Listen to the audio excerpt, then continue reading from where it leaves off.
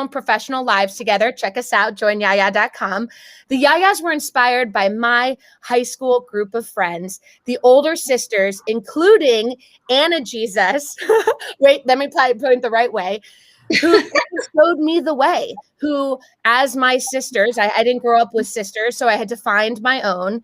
I pulled Anna into my life. She pulled me into hers, and we supported each other through the journey that is life. And here I am, half a life later, mid-30s, trying to figure out both my professional life and my personal life as I enter a new chapter of motherhood. And so we started this series so I could selfishly interview the expert moms I know. Top of the list is Dr. Anna Jesus. In 2013, she actually wrote a New York Times op-ed about the challenges of both fertility and pregnancy while in med school. Here we are 8 years later. She's had not just 1 or 2 or 3, but 4 incredible kids while navigating the path of medical school and residency and fellowship. So Anna, just first of all, thank you so much for joining me tonight from Charlottesville, Virginia. Jackie, thank you for having me. It's so good to see you. Just to start off, Anna, so you know I am married to a doctor. I know firsthand how challenging the career path is. Most people also, thanks to TV, also know how challenging it is, thanks to popular TV shows. In general, it's known to be kind of a punishing decade of training. And so one of my favorite questions to ask these high-achieving, career-driven mothers I know is, how do the challenges of motherhood compare to, let's say, I don't know, working in a high-stakes hospital? Well, it's funny because I think they're really similar. And I think like the organizational skills that you get from being a mother really complement what you do in a hospital. Something that I have to say about working in a hospital is that I never have to go to the bathroom with someone watching me, which is just delightful. Like the number of times I've had at least 1 or 2 or more sets of eyes either like watching me pee while eating a cheese stick or a popsicle. It's just like, I don't get that in the hospital. This is why I love you. 5 minutes in our interview, we're talking about peeing because that's what women do. We need to tell the real story, the behind the scenes of both work and motherhood. So yes, great. There is a lot of urination both in my house and the hospital and in pediatrics. But I think one of the things, so I mean, I do like that being at work, like it's interesting because when people, give me props for both working and being a mom, and I'm like, it's easier than being a home full time because I get like my 20-minute drive to work in which I can listen to whatever I want. I have breaks during the day for the most part. Like, I mean, yeah, you can't always eat when you want to eat or go to the bathroom when you want to go to the bathroom. But for the most part, I can eat in the hospital with no one touching me and I can pee with no one watching me. I think one of the big differences is that in the hospital, for better or worse, there is very much like a hierarchy of where you can go for help. As an intern, I always knew that I could go to my senior resident. As a senior resident, I always knew that if I was in a bind, I could call the attending. And then like now as a fellow, I still have attendings. And as attendings, they still call on each other, which is why I would never, at least so early in my career, go out completely on my own. I mean, although you can always turn to your mentors, there's just very much that sense of when you need help, there is always someone you just have to ask. Wow. And I think that exists in parenting, but I think it's a little bit less clear. I mean, I think that there's, these certain amazing relationships like the one you have with your mother that I'm sure, you can call her any time of night. And I really hope that I can be like that for my kids. And I had that. I just didn't always know where it was. Like, I remember so clearly, you very famously, and Liz and Erica and Steffi all say, and Ashley say, like, life's a team sport. And you really fulfilled that for me when I, was in the throes of it in the early months by just showing up. And I think those are the people that show up. But I think especially there are times in motherhood when you're by yourself and you don't know who to ask. So I think that's the major difference. But I think the organizational skills is how they're similar. Thank you. First of all, I mean, that's the whole purpose behind YaYa is how do we help more women, whether they're at the motherhood stage, the navigating fertility, or the single stage, find their YaYa, whether that's a one-to-one, whether that's a group, whether that's a community. So thank you for explaining YaYa. Can you actually just share a little bit more about what you do as a pediatrician? I know you're in the field of both neurodevelopment as well as behavioral pediatrics. And I'm also just curious, like, are there ways that that intersects with your life as a mom? You know, what's it like to work with other people's children all day and then come home to your own? Totally. Well, so it's interesting. When people ask me what I do, I typically say, well, I'm a board certified pediatrician, because people are like, wait, are you still in medical school? And that's fine too. But no, I'm out of medical school. I'm a pediatrician, but I'm in fellowship for something called developmental and behavioral pediatrics. And in our division, it's called neurodevelopmental and behavioral, because we treat so many people with complex medical conditions and neurological challenges. I had never heard of this field before I entered residency. I had no exposure to it in medical school. It's not typically a field that you really hear about that much, but it is perfect for me. I love it. It's basically anyone with any functional, adaptive, neurological challenges. So it ranges from kids with like really intense anxiety or autism or ADHD or OCD to kids with more physical disabilities. I'm, one of the physicians in the neuromuscular clinic. So we treat and care kind of on an interdisciplinary team for children with Duchenne muscular dystrophy and spinal muscular atrophy, and some of the more progressive metabolic syndromes as well. And that's what I love. And I love children with cerebral palsy. And there's so much that you can do to make their lives better and unique.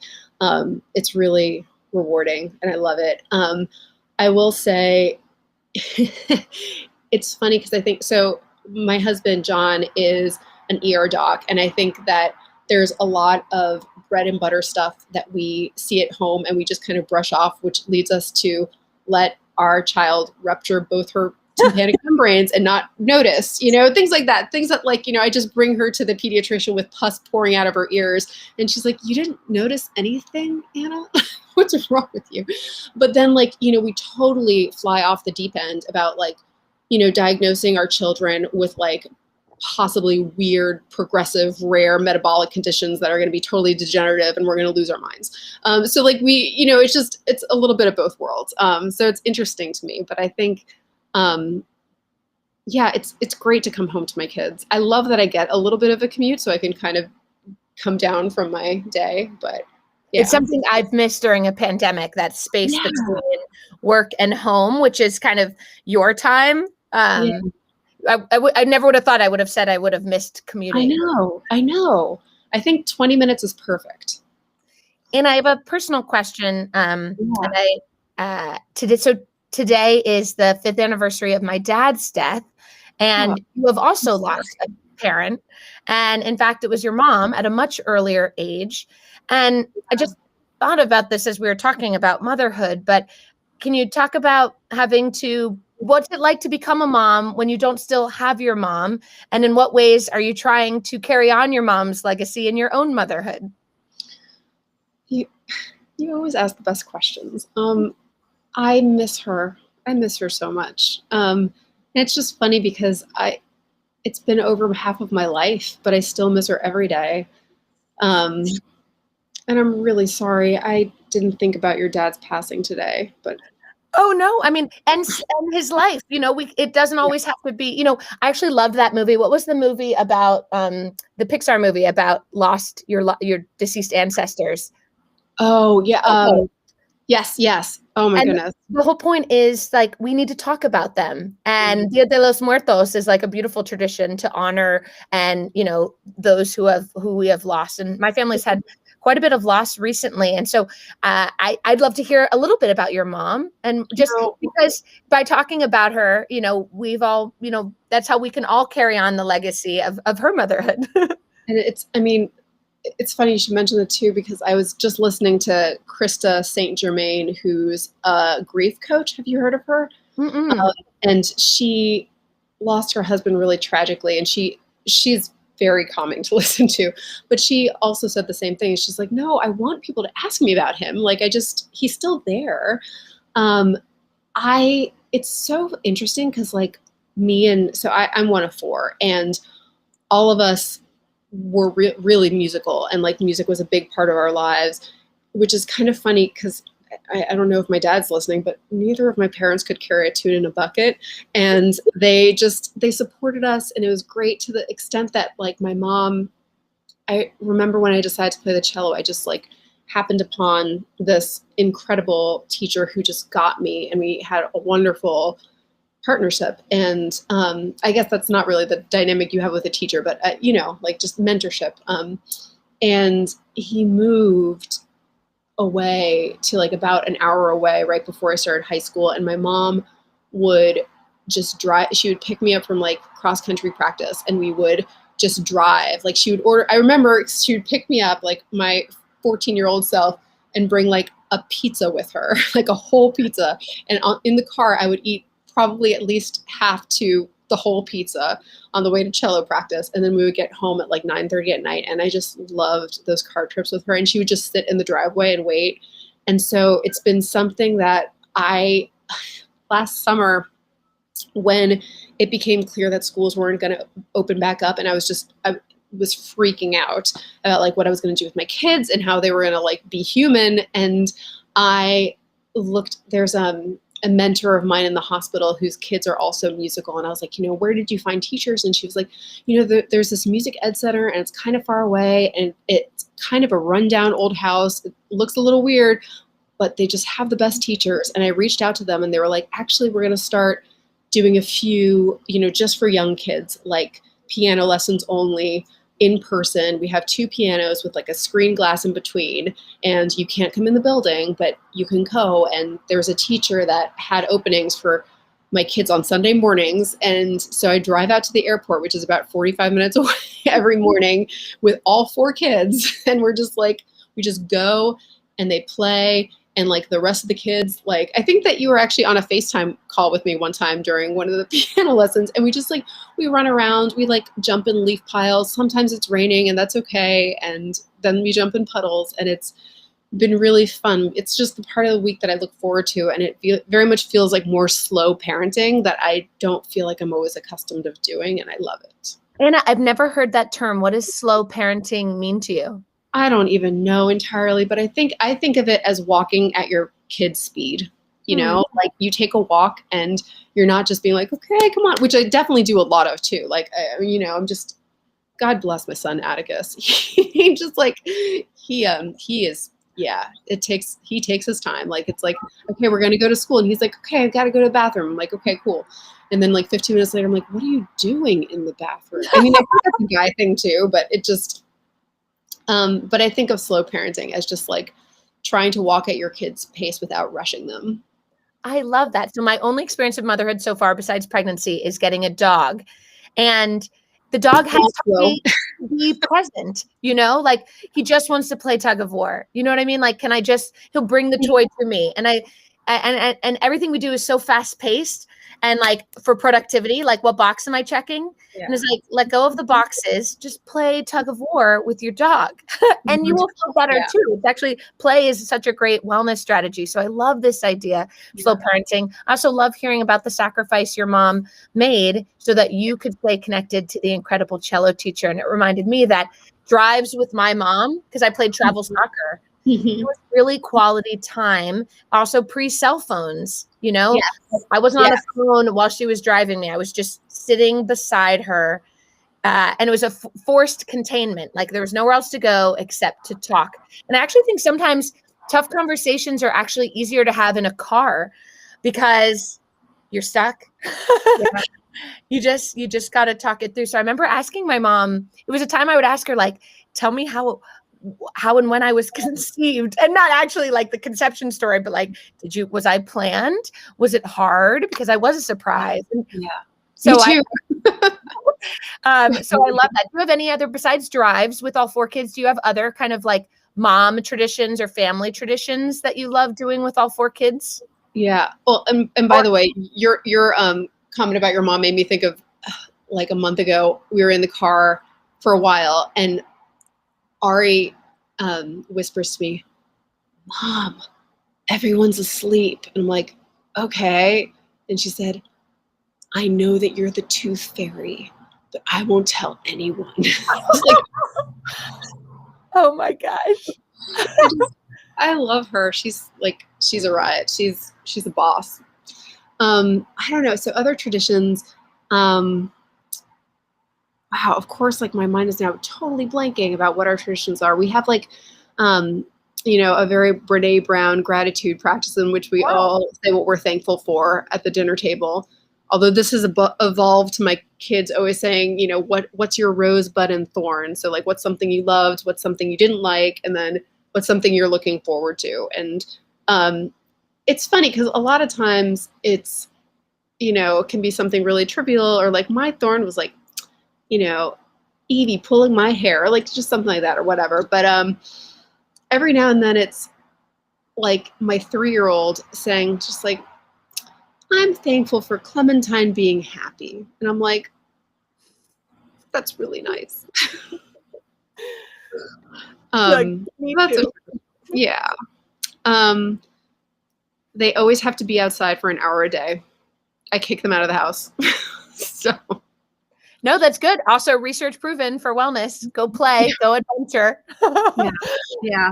I mean, I think that like you were at one point asking about controversial parenting styles. And I think I don't really know if I'm like a free range parent or not. I don't think I am, because I think that our life is way too structured and like Google Calendar out. But I do feel like, I mean, I let my kids all be outside by themselves, and I put the older 2 responsible for the younger 2 not being eaten by a bear or run over by a car.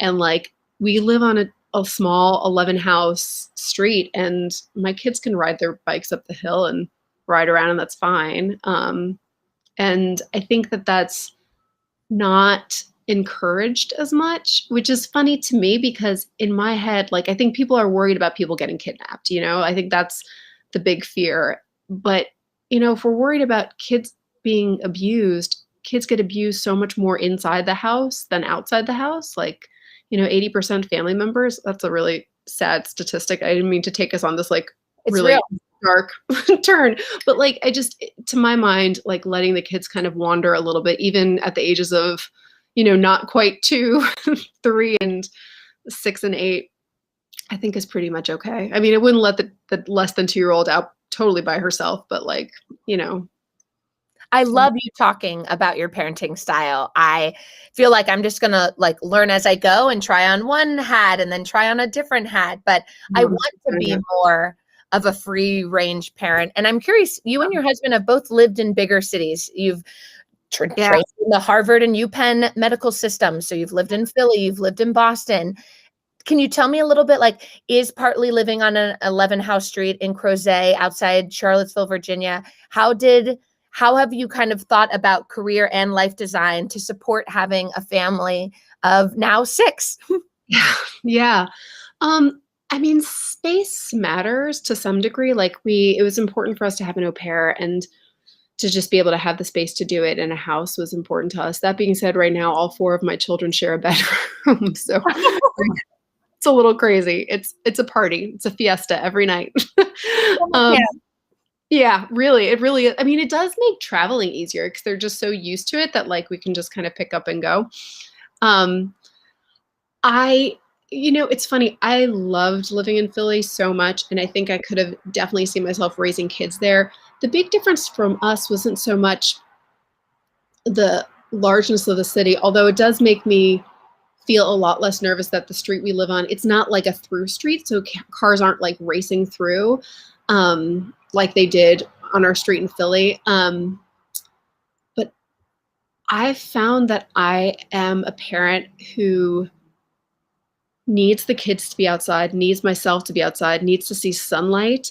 And especially like the months of like October, November, March in Philly and Boston were just really dark for me. And I mean, I don't think I necessarily have like seasonal affective disorder, but I think that it just felt sad and dark and harder to get the kids out. And I know that people do it. Like, there's kids who live in Canada and Alaska and like they get their kids out, but it's so much easier that, we're in March, I'm sitting out on my porch in a tank top, and like my kids can wear a bathing suit outside and they'll be fine. And so I think that part just makes me personally a happier parent.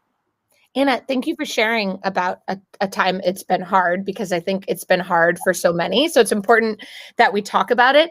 I used to be a teacher, and I know that my mood affected my students' mood. And if I had improved well-being, it likely would rub off on my students. And if I was in a dark place, it could rub off on my students. And so I'm curious with motherhood too. I'm sure mood and emotional regulation and mental regulation matter a lot. How do you think about that, about having to be your best self for your kids, or about how you can proactively on a daily basis manage your emotions so you don't take them out on your kids or your husband, as we all are likely to do at some point?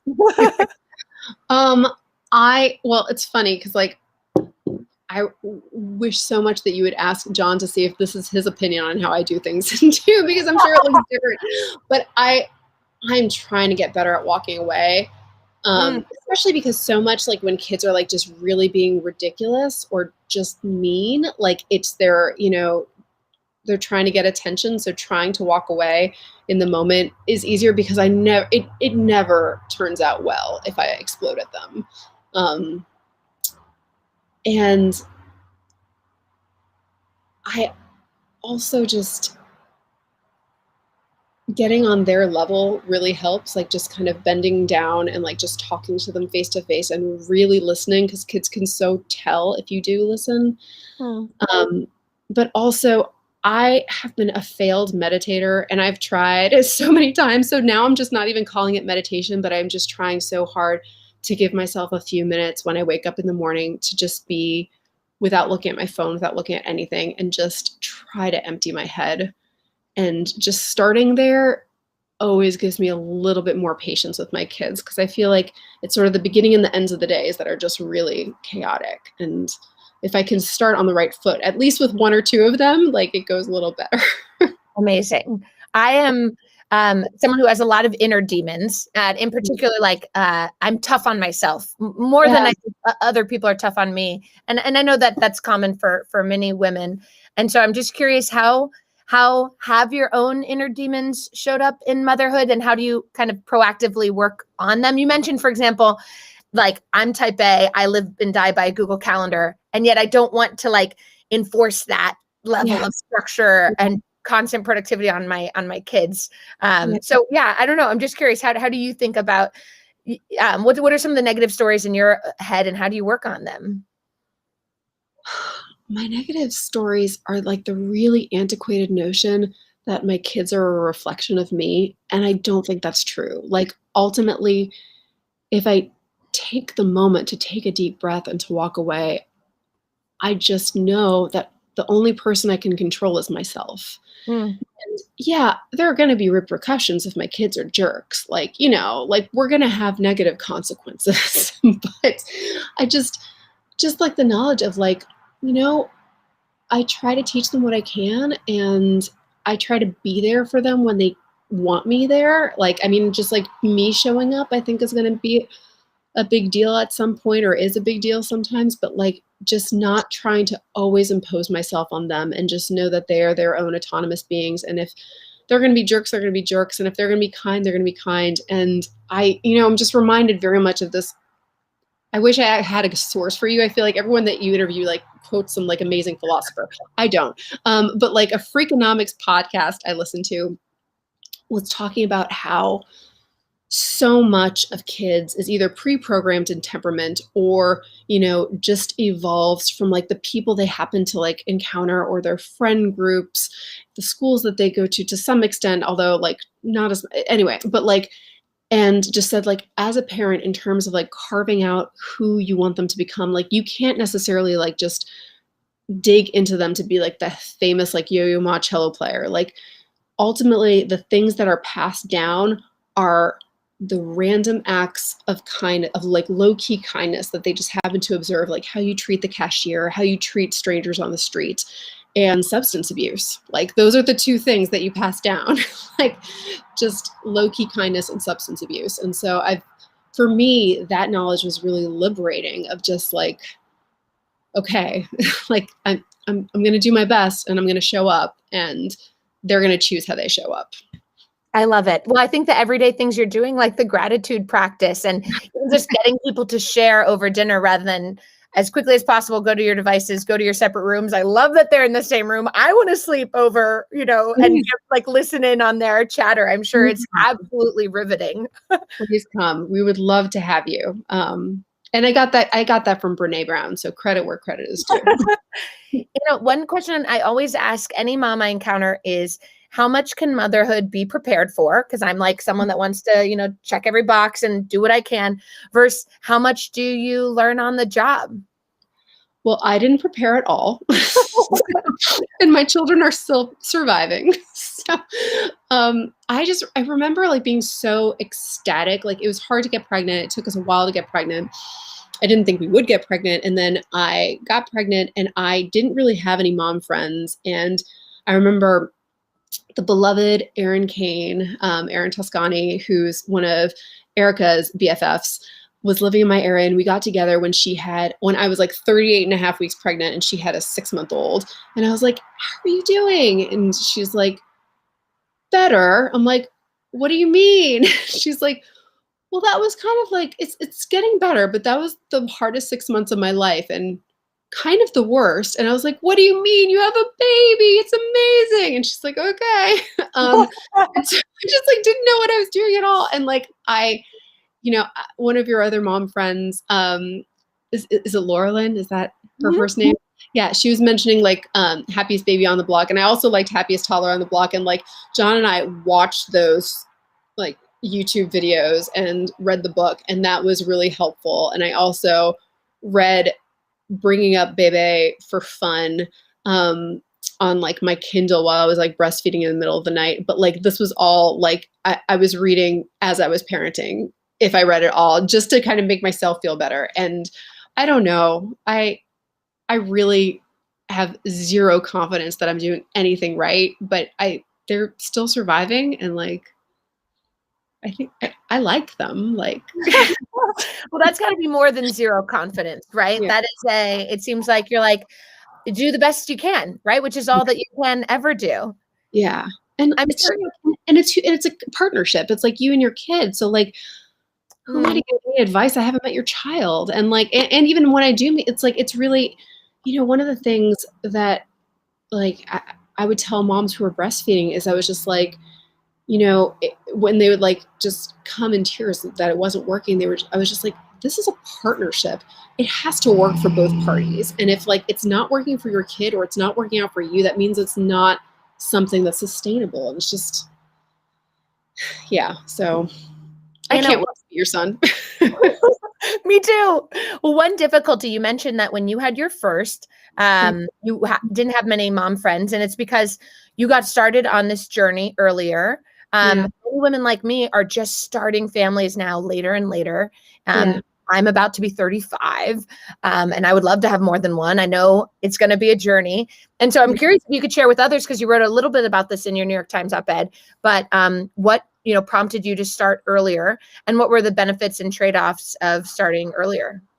Yeah. So I got diagnosed with a form of infertility when I was like 26. Like I knew something was up, like something wasn't right. And I got checked out and diagnosed with something called hypothalamic amenorrhea, which is definitely not the worst thing. And to be honest, a lot of people have unexplained infertility. So the fact that I had something that could be treated was nice. And I remember one of the fertility specialists saying, well, your age is an asset, so you might want to try now. And so we were like, oh, okay, let's do this. And I think it's interesting because I've taken pauses. I took some time before I went to medical school, and then it took us a while to get pregnant. So then when I had a baby, I was like, I just want to take some time. And so I took an extra year in medical school to be at home. And I just haven't been as powered through my career. And like, it's interesting now because I am, 37 and I'm finishing fellowship at the end of June, but, I'm still a trainee, and there are, people who are also fellowship trained who finish fellowship at 30. And they're just like, it just seems like they're, they are applying for promotion and I don't even have a job come July 1st. And so that part is like a little humbling. And not to say that that's all because I chose to have kids, but I think that, kind of played a part to some degree. Wow, now it sounds like I'm blaming my kids. But on the other hand, yeah. On the other hand, by the way, having also done multiple degrees, because you have like 2 masters outside of your MD, so I'm just going to brag about you. There's many things I've been doing. But my husband also does feel behind. And I feel like the medical training, that is one downside of it, is it makes you feel like there's this place you're supposed to get. Whereas in life, I think we all eventually learn that wherever we are is where we are, and we're not behind or ahead of anybody. I mean, that's really well said. And the thing is that on the flip side, I don't think it's easy to, not that you stop on maternity leave, but I don't think it's easy to have a kid at any part when you're in a job that you care about. Like, it's just hard for any job that you feel like is impactful or is meaningful to you to step back from it in any degree. And I think, I took time off in medical school, and it was so easy for me to say, like, I want to take a year out and I'm paying tuition, so you can't really tell me no. And then, in residency and fellowship, it was intense because you don't get very much time for maternity leave. And then you come back and the hours are long. But on the flip side, as an attending, you very much have your own practice and your own patients. And I think that's really hard to walk away from, even for a few weeks. And so I think there's never, this is just trite, but there's never a right time. Just do it. Like, do it when it's right. But I think that your kids are going to be awesome and well, because I'm sure there are so many women who now can look up to you and have had you as a mentor and a guide for them, doctors, figuring out when to make it work. So I'm just curious, when, whether it's a med student, whether it's a resident saying, I'm thinking about having kids, what are they asking you, and how are the conversations? I definitely am on the camp of ask forgiveness, not permission. Like, just go ahead and get yourself knocked up and then figure it out. And similarly, it was easier to have had my 3rd kid in residency, because then when I came back to work, I would just like break out my pump in front of everyone in the workroom, because I had to finish leading rounds. And so I was a senior resident, and I was just like, this is what's going to happen. So during my graduation, they had like a Jeopardy on the residents, and my classmates even made fun of me because they had the sound of the pump as like my background music. I'm like, oh gosh, my friends have just listened to me pump for so long. Wow. But just normalizing things like that. And I think just like with your kids, show up as you, and it will figure itself out. And I think too, no one knows how to do this the first time around, or the second time around, or the 8th time around. So I think if anything, people will just if you kind of go into it with some authority of this is what I'm doing, people will just be like, oh yeah, I guess this is what we do, So I love what you just said. One thing you just said was showing up as you. I'm curious, one fear I have is losing myself, my sense of self in motherhood. And we're never one static thing. We have intersectional identities. We're also always evolving and growing. And isn't that great? But what if I get lost? I feel like I'm drowning. Who am I? Is this the way my life is going to be forever? Like a little David after Dennis. So I'm curious, when you want to reconnect with who you are, how do you do that? I think it's the way that you described about the importance of play. I think that's what so much of it is, And honestly, I think John's taught me a lot of that, because he's cultivated so many passions, and I can't keep up with him because I cultivate a passion for sleep. So I typically fall asleep when the kids do, but I think it's definitely gets easier when the kids get older. It's just hard when you're in the thick of it and they're small. And I think that's the easiest thing about having, the second kid, if you want one, is that you just kind of know that every time is finite and you can just kind of get through it. And I do think that it's easy to lose yourself in the first few months when you're so sleep deprived, but you get it back. You will find yourself. I think, I don't know. I don't have anything profound to say to that, but like, I just think that like, you will just find yourself, like it will happen. I'm trying to think of it like, so when I got married, I was like, do I add Neil's name? Because I don't see it as take Neil's name. I don't see it myself as losing my maiden name. I see it as like adding to my identity. Like my first name is after my grandmother, my middle name is after my godmother, my last name is after my dad, and I'm adding my husband into the mix. So hopefully motherhood just like adds to my sense of self. Like it's this new self that I get to try out. But do you feel like you've lost any of yourself from like taking on, like from becoming a wife and a partner in that way? That's a great question. I actually feel like I have a partner who is more introverted, at least compared to me. And it helps, it helps give me more speeds of being. I used to just be like on or off, like 80 miles an hour or asleep. And with Neil, I don't have to be on all the time. And I can just be like 20 miles per hour with Neil. So I love this idea of what you said of slow parenting. Kepler is also like my dog. When I walk my dog, he sniffs everything. And I'm like, come on, we got places to go. I got a Zoom call in 10 minutes. And he's like, yo, mom, like, but this rose smells really good. Like, actually. And I'm like, yeah, I want to be as curious as Kepler is. And I want to be present in the world. So it's helping me, I think, help practice other pieces of Jackie doesn't need to be just this one thing, that I can be many things. But Anna, I do want to ask you, we had one of our fellow YaYas who we've both been friends with and been so lucky to have in our life for over 2 decades. Ashley asked a question. So I wanted to, audience members, by the way, you can always throw in a question into the chat, but she writes here, Anna, as such an accomplished and successful woman and mom, how do you know how much work in a day is enough? Wow. You guys are good at questions. Oh man, I might have to ping back and think about that some more. Well, I'm actually curious. We talked at the beginning about the organizational skills. And so I'm sure you have a never ending to-do list as both a doctor and a mom. And at some point you have to come home and turn off the doctor, I guess. I'm just curious, like when does the day end and how, you know, how to think about, I love this idea of enough.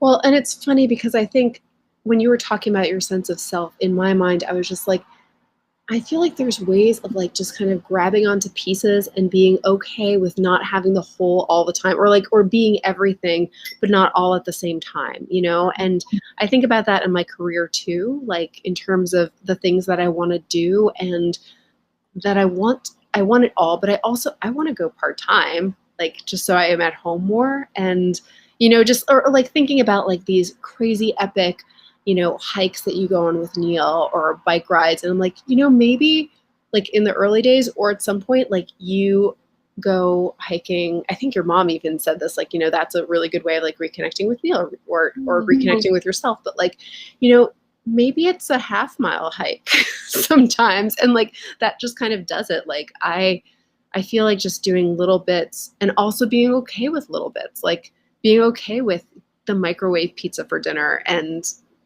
or actually, you know, one of my mentors, who's a surgeon, who's wonderful, is one of 5 boys. And he recently was talking to his mom and she was just like, oh my gosh, I always felt like when I just felt like I was failing and just so exhausted and I couldn't do anything, I would just break out all the cereals in the house and line them up on the counter and just say, okay, boys, cereal dinner, go forth, like do your worst. And he was like, you felt like you were a failure? Those were like the best memories. And so I kind of, you know, just, I don't know, what is enough? I don't know. Good question, Ashley. Thanks for asking. No, I love what you said, which is basically like, we want to be all the things and we're just not going to be all the things at the same time. I love that. And there's going to be chapters, right? There could be chapters when sadly you empty nest and you have all this time with John that you never had before. And there are times in my life where I got more time with my mom. And now is a time in my life that I have less time with her. And so I also just want to share, during the pandemic, I was feeling pretty unmotivated at the beginning. So I made myself a sticker chart. It said every day I'm write a handwritten card, and I'm going to exercise, and I'm going to call my mom. And it's like I had this tracker that I expected to do 7 things every day.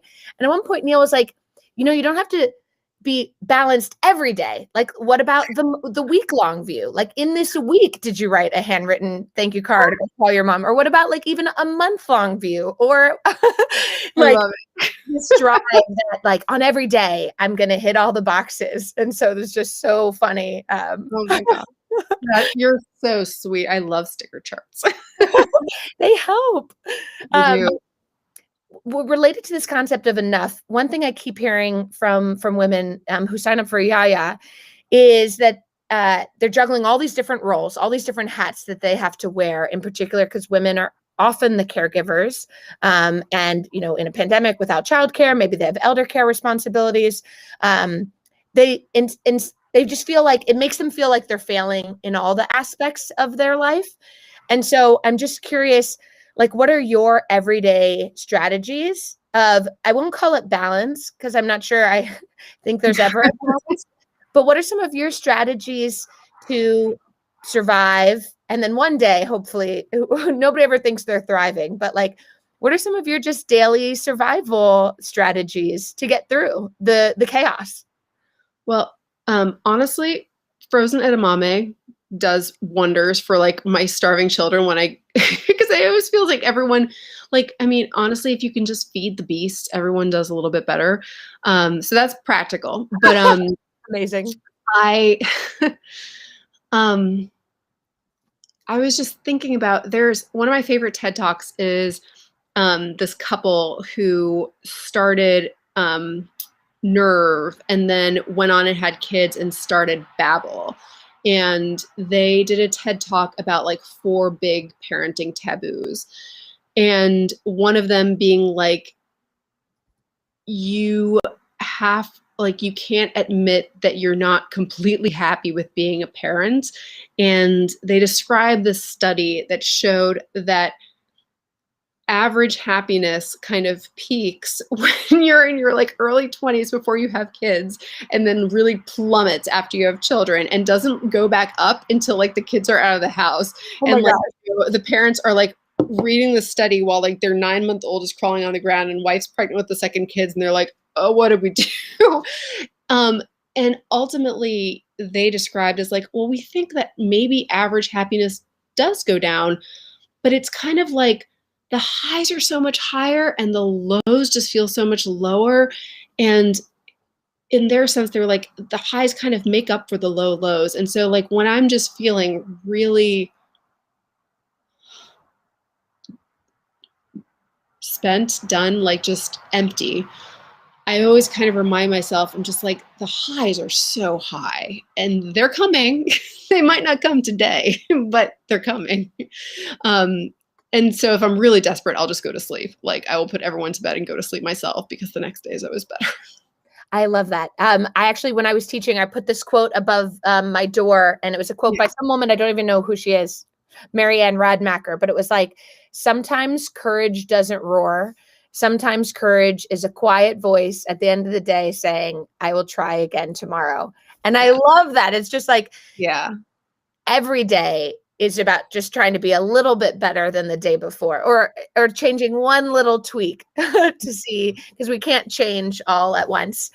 We have another question from the audience I'm going to drop in. It's from another incredible TJ, our high school, another incredible classmate and friend of ours named Kim McDonald.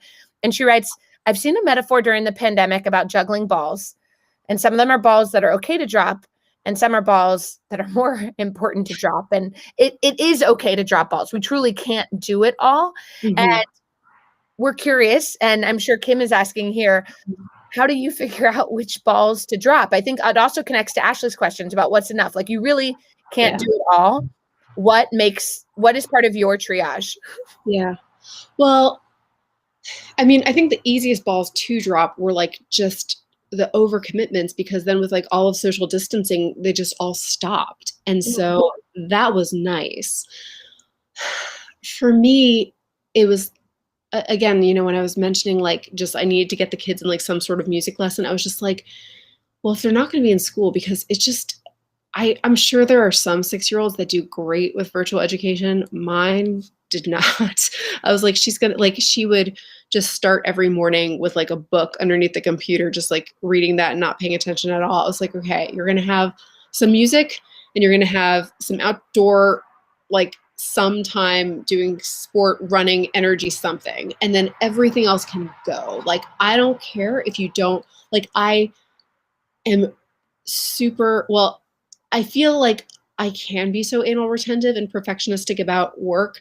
And I try my best not to impose that on my kids. And so, like, the kids will do their writing assignment or their math homework and they'll get something wrong. And I'm just like, it's good. It's enough. B- work. Done is always better than perfect. Like, just get it done, go to work. And I treat, sometimes my clinic notes the same way as like, done is better than perfect. So I love it. Amazing. Yeah.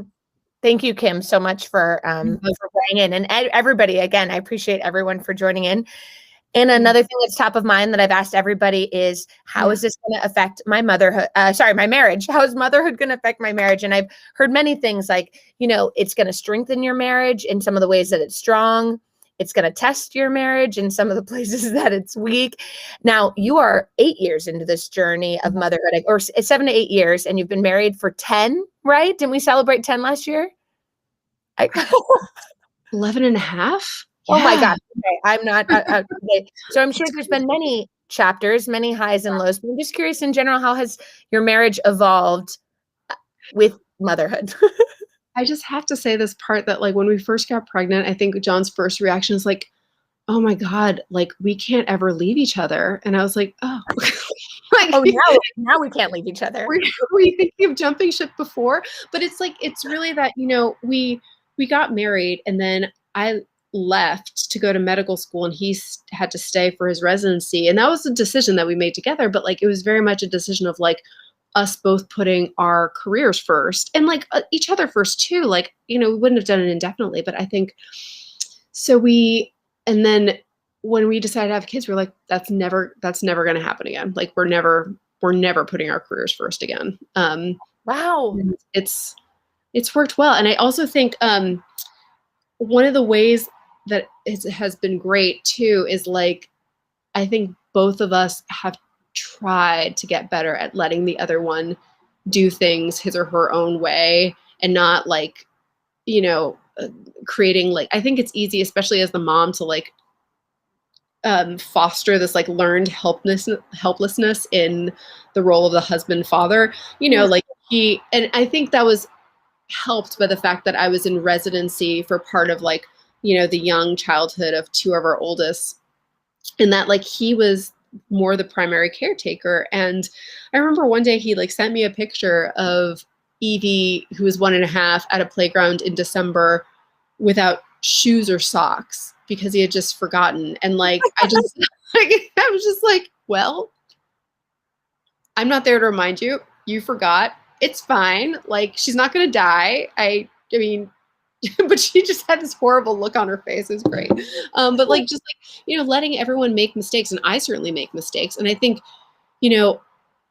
John is by far and away a better swaddler than I am. Like, kids would wake up in the middle of the night. I would feed them or something. And then I would pass them to him. And it's like, you do your work. Like, I tied the child's arms together. And, he was great at that. And I think I think it's put some day-to-day stresses on our relationship, but it really hasn't worsened it to any extent. And amazing. I like him too. Well, we're going to come to you for couples counseling and coaching. We're in the thick of it. I hope you're awake at 2 a.m. when we you. I'm also curious, not just impacts on marriage, but on friendship. Like how has motherhood impacted your friendships? And even just today, who are some female friends that you gain energy from? In particular, I just remember you telling me about a friend of yours who you go on runs with, and having that time place away from husbands and kids helps. So talk to me about friendship, particular female friendship. Well, I think both the friends that show up and the ones that forgive you when you don't show up, like I don't think you always appreciate it in the moment, but I will always remember you showing up to my doorstep when I had a colicky 2-month-old and volunteering, even though you had to get on a bus like at 6 a.m. and you were like, I'm just going to hold her all night and you can go to sleep. And I was just like, and I just think about that with so much fondness. And yeah. And so I think that those are the relationships that strengthen. But then I think, you know, some of my friends that I've cultivated here are ones that we've both really quickly forgiven each other when we're just like, we can't, you know, I know that we said that we were going to commit to XYZ, but we can't. And I think you don't always know that in the moment, because I think that we are people who want to say yes and want to try to be the people who say yes and show up to everything. And I think recognizing in ourselves when we can't, and then also being the types of people that understand when your friends can't, is okay. So I love it. The people I really bonded with. Yeah. Thank you. We have also talked a lot about in our own lives when we've had a therapist, the value of therapy, the value of coaching. I'm curious, how do you see the difference what is the difference between therapy and coaching? I don't expect you to have a right answer. I'm just curious how you think about it. And do you have either of them in your life? I thought so much that you would ask me this, and I still don't have an answer. I don't like. I mean, I feel like my therapist that I see now is so gifted at helping me understand what I'm feeling and helping me feel better. Whereas I kind of feel like a coach might be more of a strategist of like helping me live better. And I am right. I'd really like to start coaching. I think that would be fun. Wow. And I like, love that. Actually, I'm just writing this down. Therapist helps you feel better. Coach helps you live better in a very like strategic way. Because actually one way that I've read about it too is like, it's like a therapist is like the doctor, and then the coach is like the physical trainer, you know, that does like everyday practices and exercises to get you out and going, rather than like the diagnosis of, in particular, things that have happened in the past. Like that coaching is very much in the here and now, the present. Yeah. That's a great way of explaining it. Thank you. Anna, another thing I love asking is, motherhood can be very divisive and judgmental. And I say that only because like people are like, you're either in my camp or you're not in my camp about certain things related to sleep or breastfeeding. Are there any like controversial opinions you have, or have you gotten in trouble before? In particular, for example, I know you're a big advocate for being able to breastfeed in public, and that you've had trouble actually, even in the community in which you live, trying to do this. Can you tell us like a little bit more about that? Yeah. So I had a 2-week-old, and I was having coffee with a good friend at a local place that I love. And I overheard an older couple walking out saying, "That's disgusting." And then later on, the owner came up to me and said, "You know, I don't want to discourage you from breastfeeding, but you need to cover up." And it was like, 95 degrees out, and I had, you just don't see anything when the child's on your breast. And I kind of looked at her, and I just felt devoid of any comeback or anything witty, but I was just like, it's my legal right to breastfeed. And she just sort of looked back at me, and she's like, "Again, not telling you not to, you need to cover up." And then I like was just sort of kind of shocked. And then I told John, and he was like, "You should talk to Holly, who's our friend, who's a lawyer." And so I talked to her, and she was like, "I am going to write a letter. And if you want to," so she wrote this great like letter, but I don't even remember if it's a misdemeanor or a felony to like tell someone that they need to like, that they are both allowed to like breastfeed in public, as well as like, you can't tell them that they have to like, it cannot be construed as indecent exposure. And that they could be like sent to jail and be fined $5,000. And so that was really helpful. So yeah, it's great. The power of advocacy, both for ourselves, self-advocacy, you reaching out to Holly, John being and others advocating for us. I think that's so powerful to unlock. And I do think one of the hardest things about motherhood is feeling, or being a woman in general, is feeling like you have to do it all alone. And And sometimes it's just so nice to be able to hear that somebody else is having a hard time. And to relate it to that, are there topics that you feel like we don't talk about enough in motherhood or in being a woman today? Yeah. I mean, we are talking about this, but I just don't think it's enough because there's no one stopping it. That like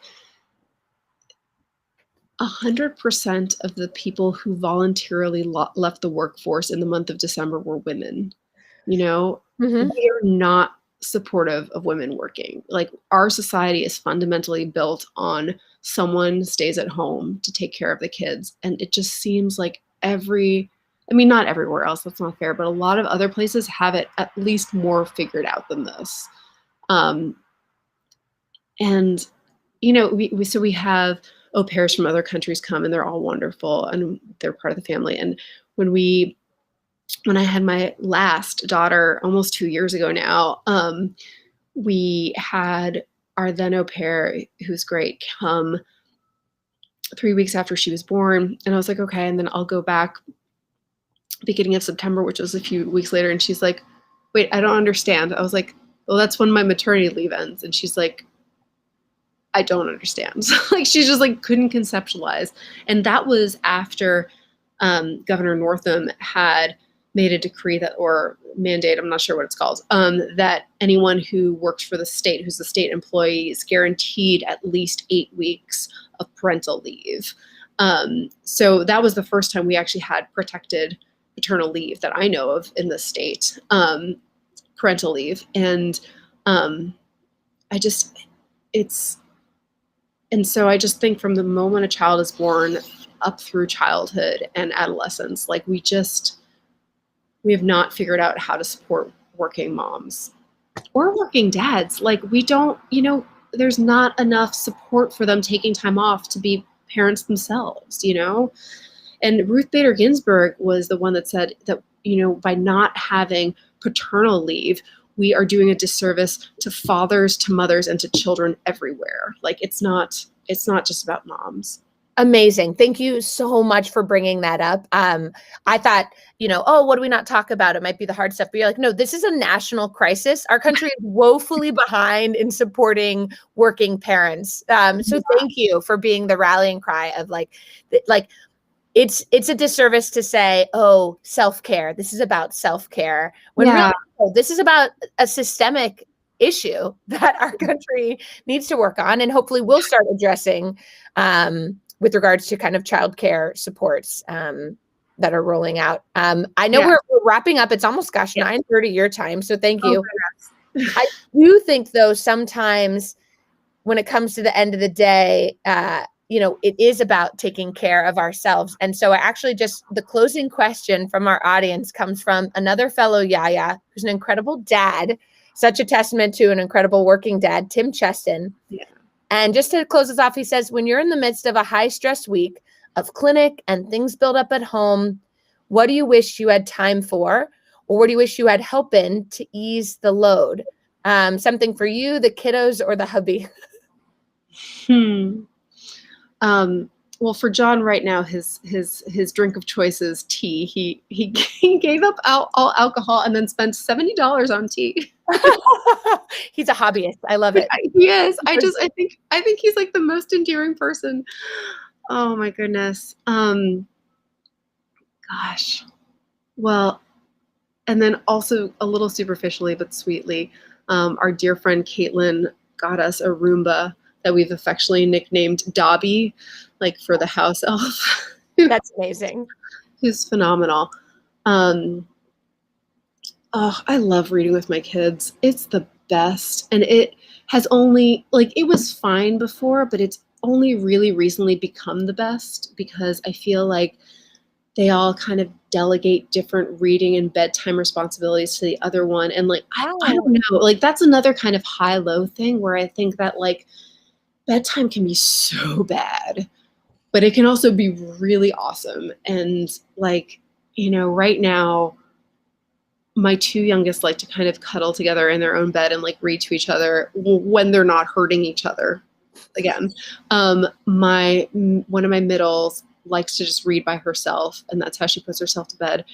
And my oldest still really loves being read to, and the amount of great kids books available is just wonderful. And there was this like New York Times piece that came out as like, the top 100 best new children's books, because they were just like, we're so tired of how like every year we do this and it's always the same books, like the Boxcar Children and Goodnight Moon, and they're like, there's so much more to this. And I just think like the Penderwicks, the Vanderbeekers, the Mysterious Benedict Society, like Ellen Tibbetts, like these are all awesome books that I just feel like I'm not really good at taking time to read for myself right now, but I insist on reading to my kids. And it is kind of for myself because this is just fun stuff. And so, yeah, that's my very long-winded answer. No, thank you so much for sharing. I feel like for me, the two things I look forward to most about motherhood is carrying my baby. Like I just want to walk around with this baby, but then also use it as a time to like listen to books. And then when they're old, and again, read them from the beginning. In the beginning, I think they just need to hear my voice. It's kind of just want to read them what I want to be reading. Totally. And then, but I do think children's literature, it's so like, there's always a lesson and a learning. And I don't know. I do love, and it's also why I love Pixar movies. I just think they're so life affirming. And I just want to say, talking to you is so life affirming. And thank you. I just feel the word I want to use is rejuvenating. I just think it's rejuvenating to talk to you and connect with you. Also, I just want to say, because like you've known me since before I was a person, I feel like so much of my coming of age was in high school, and you've known me throughout this journey. So I feel so seen and so known by you. And so that's something that is such a joy and a treasure to have a multi-decades long friendship. So thank you. Thank you, Jackie. It's just talking to you has made my heart feel lighter, and I really appreciate you. I want everybody to feel the sense of connection that you can get from a conversation with a woman. And partly because it reminds ourselves that our most important roles aren't just to men and to children, as great as they are. It's also to each other. And so if anyone listening wants to be a YaYa for others, you can sign up at joinyaya.com. We're building not just a community, but this week we're launching YaYa Connect, where we will curate, we will be your matchmaker, your concierge, to help connect you with someone based on a topic of support you're looking for. And then we're going to launch, Anna, you'll love this, the YaYa Sisterhoods, which is a group of YaYas that can meet regularly, all united around a specific topic of support. And then next, Anna, given our passion for coaching and self-coaching, we're gonna launch YaYa Coaches, which is a way for women to be able to find kind of a life coach to help them, as you put it so eloquently, strategize how to live life better. That could be so wrong. I have no idea. So thank you so much for your time. I love and admire you. Thank you for showing me the type of mom that I want to be.